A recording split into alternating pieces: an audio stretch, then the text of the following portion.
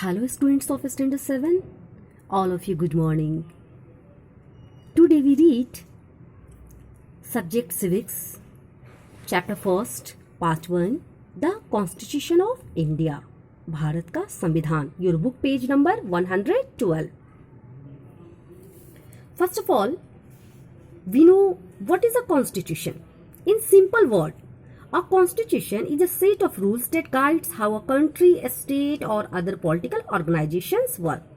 तो जो कॉन्स्टिट्यूशन एक रूल्स का सेट है जो कि गाइड्स करता है कंट्री को, स्टेट को या फिर दूसरे जो पॉलिटिकल ऑर्गेनाइजेशंस के जो वर्क्स होते हैं. इस तरह से कह सकते हैं स्टूडेंट की अ बुक ऑफ लॉ, एक कानून की किताब.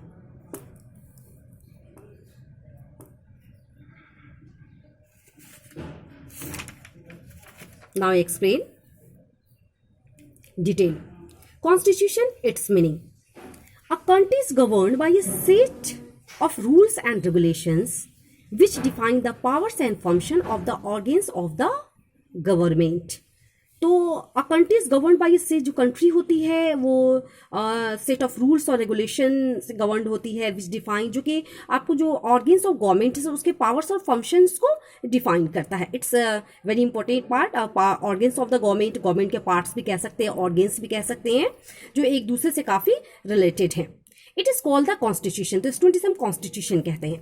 It is regarded as the, ये भी माना जाता है कि fundamental law of the land as it stands superior to all ordinary laws to the law, and other law are the framed according to the principle and ideal laid down in it. यानी कि जो भी दूसरे ordinary laws होते हैं, जो हमारा constitution है, जो फंडामेंटल लॉ है, ये सुपीरियर होता है, उससे ज़्यादा इंपॉर्टेंट होता है, उसमें जो भी प्रिंसिपल आइडियल्स जो भी होते हैं. It has a written constitution. तो सबसे पहले बात student, it's very important point कि India has a written constitution. India के पास लिखित संविधान है. It is the longest and most detailed constitution in the world. ये दुनिया का सबसे लंबा और सबसे विस्तृत संविधान माना जाता है और सबसे इंपॉर्टेंट. तो स्टूडेंट आप देख सकते हो मैंने ये डायग्राम बनाया है ताकि आपको इसको बहुत अच्छे से समझा सकूं. ऑर्गेन्स ऑफ द गवर्नमेंट, जैसा कि आपको पता है कि 3 ऑर्गेन्स होते हैं गवर्नमेंट के, जो ये सरकार का अंग है.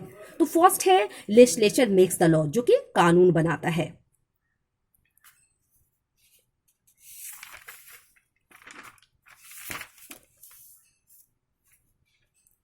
सेकेंड है executive, implements of the law, जो कानून को लागू किया जाता है, लागू करता है. As judiciary make sure that the laws are obeyed, ये सुनिश्चित करता है कि कानून का पालन किया जाता है. तो स्टूडेंट इस डायग्राम्स को आप देख सकते हो. इसके अलावा और भी डायग्राम के जो आपके बुक में भी दिया हुआ है उसके जरिए भी हम आप लोग को आपको समझाने की कोशिश करेंगे.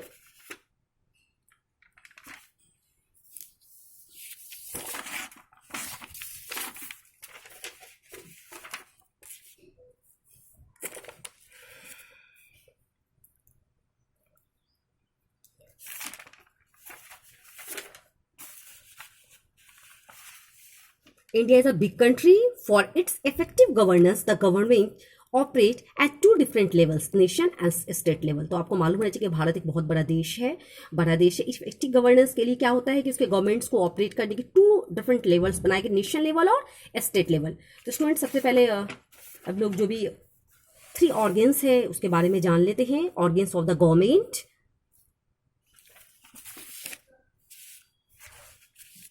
our constitution lay down guidelines for a system of government which is federal in structure with unitary features.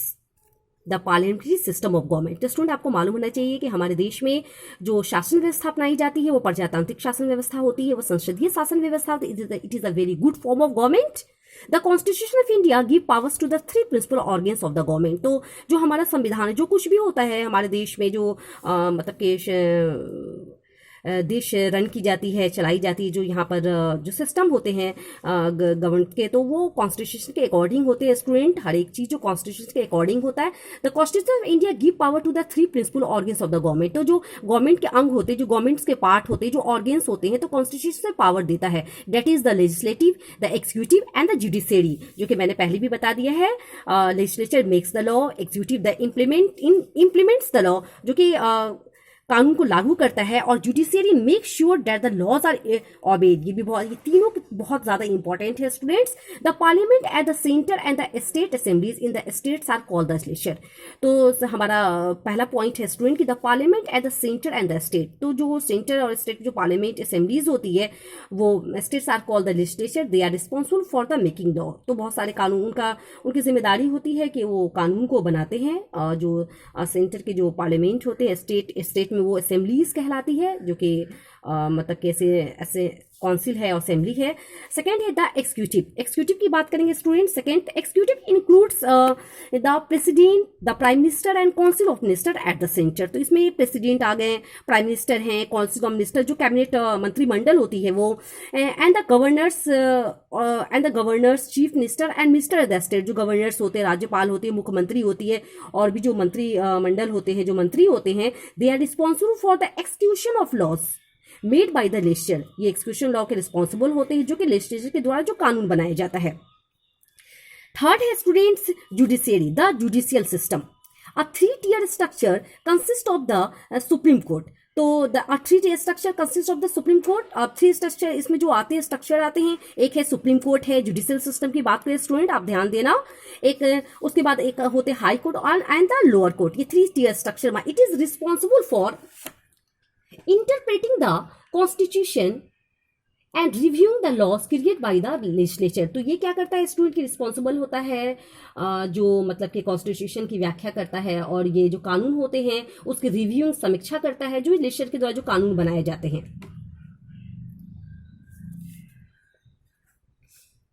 Judiciary student, it's very important point, आप इसे ध्यान से सुनो। Judiciary is also called the custodian और गार्जियन ऑफ द कॉन्स्टिट्यूशन। तो judicial system is very important organs. ये जो है कस्टोडियन कहलाता है, और गार्जियन ऑफ द कॉन्स्टिट्यूशन का संरक्षण होता है, उसका गार्जियन होता है। It is an independent organ of the government का ये सबसे इंडिपेंडेंट स्वतंत्र ऑर्गन होता है। इसका जो ये पार्ट होता है, ये जो ऑर्गन होता है, ये बिल्कुल इंडिपेंडेंट होता है स्टूडेंट, आप देख सकते हो।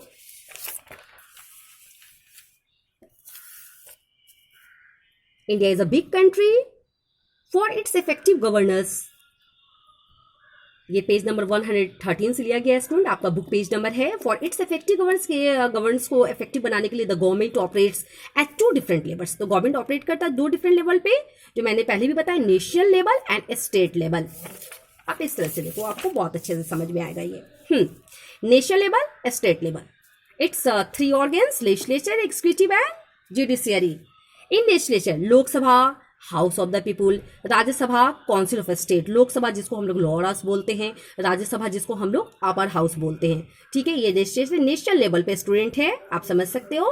ये स्टेट लेवल पे विधानसभा, जिसको हम लोग लेजिस्लेटिव असेंबली बोलते हैं, और विधान परिषद हिंदी वर्ड है स्टूडेंट, जिसको इंग्लिश में हम लेजिस्लेटिव काउंसिल बोलते हैं। ओके, अब एग्जीक्यूटिव में हम आते हैं तो नेशनल लेवल की बात करेंगे अगर हम, तो उसमें प्रेसिडेंट, प्राइम मिनिस्टर और भी कैबिनेट मिनिस्टर्स होते हैं, जैसा कि मैंने एक्सप्लेन किया था। और स्टेट लेवल की बात करेंगे तो गवर्नर है, चीफ मिनिस्टर है, उसके अलावा और भी मिनिस्टर्स होते हैं जो मिलकर के काम करते हैं। जुडिशरी की बात करेंगे student, it's 3 and important organs, important सभी हैं लेकिन ये इंडिपेंडेंट ऑर्गन्स है। एक है, आपको यहाँ पर 3 टियर्स की बात की थी स्टूडेंट हमने पहले, सुप्रीम कोर्ट, और ये नेशनल लेवल पे सुप्रीम कोर्ट। स्टेट लेवल की बात करेंगे तो हाई कोर्ट, सब ऑर्डिनेट कोर्ट्स और लोअर कोर्ट्स, कई तरह के कोर्ट्स होते हैं जो कि जुडिशियल सिस्टम में आते हैं। आई होप स्टूडेंट आपको ये ऑर्गन्स, 3 ऑर्गन्स जो गवर्नमेंट का है, समझ में आया होगा। तो स्टूडेंट हम लोग पढ़ेंगे जो हमारा संविधान है वो बना कैसे, the making of the Indian constitution. Before independence, the laws for India were made by British Parliament। अगर इंडिपेंडेंस के पहले की बात करेंगे स्टूडेंट, तो हमारे देश का जो कानून था वो ब्रिटिश पार्लियामेंट के द्वारा बनाया गया था। It serve their own interest. अब कानून उनके द्वारा बनाया गया था, लॉज उनके द्वारा बनाए गए थे, उन्होंने बनाया था, तो इंटरेस्ट भी उनके अपने थे, उनका अपना फायदा था। So the leaders of the freedom struggle decided that we should have our own constitution. जो कि फ्रीडम स्ट्रगल थे, जो कि मतलब कि देश के लिए जो लोग संघर्ष किए थे, देश को आज़ाद कराने के लिए, जो उन्होंने ये डिसाइड किया कि हमें अपना संविधान भी हमारे पास होना चाहिए, अपना संविधान चाहिए।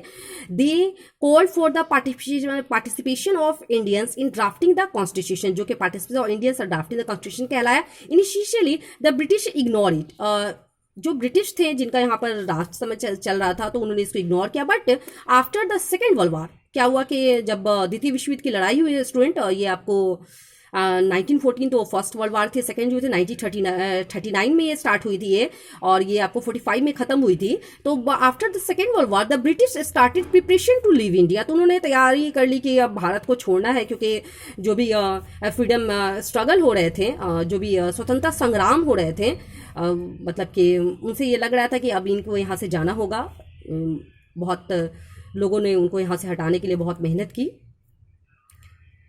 तो leave India, British started preparation to leave India. This sent a cabinet mission in 1946 which present a plan, तो उन्होंने क्या किया, कैबिनेट 1946 में एक कैबिनेट मिशन को भेजा जो कि प्रेजेंट किया इसका प्लान का। This provide for the formation of a constituent assembly, जिसे जो कॉन्स्टिट्यूएंट असेंबली जो संवैधानिक सभा थी, इसके फॉर्मेशन, इसका फॉर्म का वो प्रोवाइड किया, उसे कैसे बनाया जाएगा, असेंबली को कैसे उसका फॉर्मेशन होगा। It was formed in 1946 student, ये 1946 में ये फॉर्म हुआ, ये बना, क्या बना, कॉन्स्टिट्यूएंट असेंबली, कॉन्स्टिट्यूशन नहीं, कॉन्स्टिट्यूएंट असेंबली।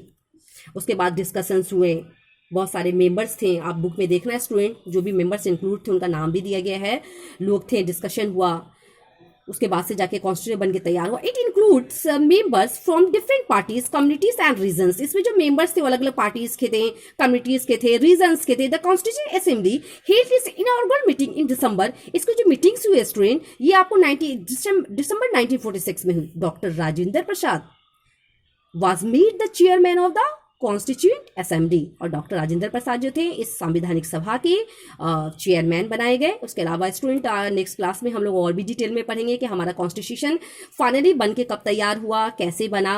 ओके, अब लगता है आपके होमवर्क का टाइम आ गया स्टूडेंट।